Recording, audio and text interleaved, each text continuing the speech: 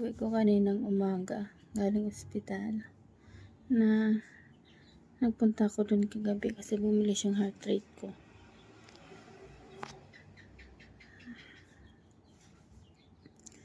Sinabayan pa ng UTI.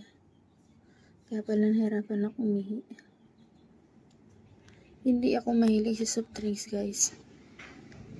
Kaya ako nagka-UTI. Yung mga niluluto ko, doon ko nakuha yun.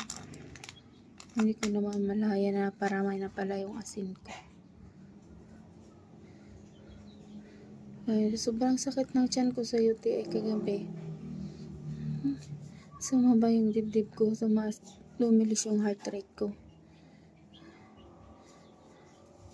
Kaya sabi ng doktor, bawal daw muna ako magpagod kasi napapagod din yung puso.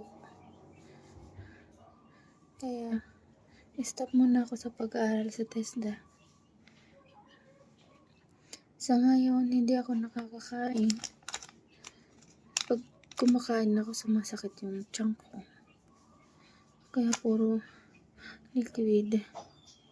Yun lang muna.